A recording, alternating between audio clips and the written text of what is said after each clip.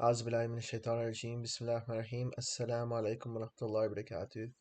Hope you guys are all doing well. Hope Ramadan is blessed and you guys are enjoying these blessed nights. Inshallah, just gonna get right into it. Very interesting ayat today. I actually had to do a little bit of tafsir to kind of figure out what this ayah meant, but very good meaning. Um, Bismillah ar-Rahman ar-Rahim. أيود أحدكم أن تكون له جنات من نقيل وأعناب تجري من تحتها الأنهار له فيها كل من الثمرات فيها من كل الثمرات أصابه الكبر وله ذرية ضعفاء فأصابها إعصار فيه نار فاحترقت كذلك يبين الله لكم الآيات لعلكم تتفكرون صدق الله العظيم. Very beautiful meaning to this verse. Would any of you wish to have a garden with palm trees, grapevines, and all kinds of fruits with rivers flowing underneath, and as they grow very old, with dependent children, a fiery whirlwind hits the garden, burning it all up? This is how Allah makes His revelations clear to you. So perhaps you will reflect.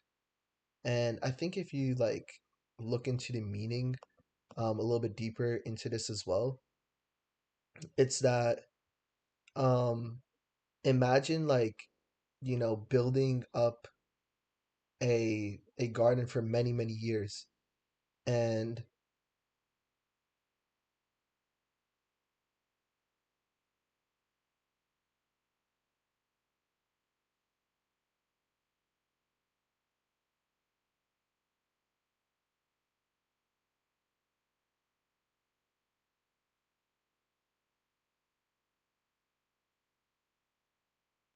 okay, so sorry, I was just actually reading the tafsir a little bit deeper. So essentially this parable kind of goes a little bit deep. So imagine you're building a garden for many years, right? You work so hard, you have a flourishing garden, and in one swoop, a whirlwind comes in and just destroys it all. um, and you couldn't have any support because you had dependent children. So you didn't have anyone to help you, stop that from happening, or um, essentially you have nothing left over. So this is referring to, the believer who may have done things in the past that are good things, right? But if you don't have a reserve of good deeds, or you don't have you know, with one bad action, or just a streak of bad actions, you can ruin your slate essentially.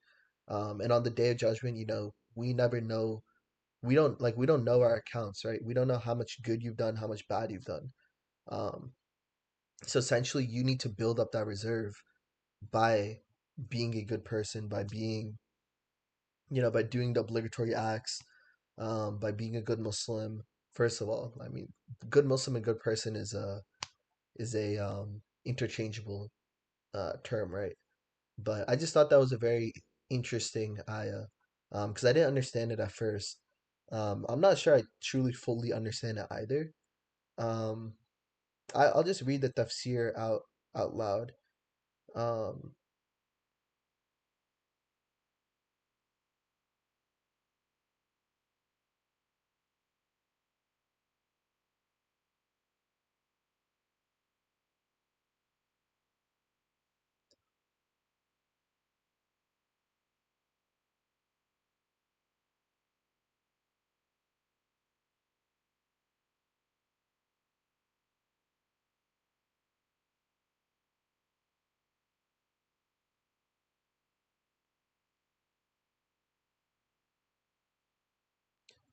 all right, so basically, there's a hadith where Al-Bukhari recorded that Ibn Abbas and Ubayd ibn Umair said that Umar ibn Khattab asked the companions of the Messenger of Allah, sallallahu alaihi wasallam, according to your opinion, about whom was this ayah revealed?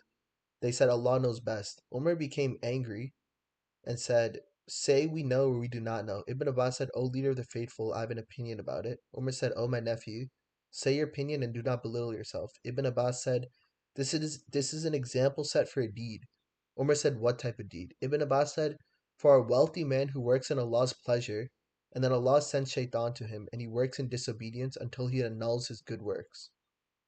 This hadith suffices as an explanation for the ayat, for it explains the example it sets by a person who does good work and then follows it with evil. May Allah save us from this end. So this man annulled his previous good work with his latter evil works. When he desperately needed the deeds of the former type, there were none. Yeah.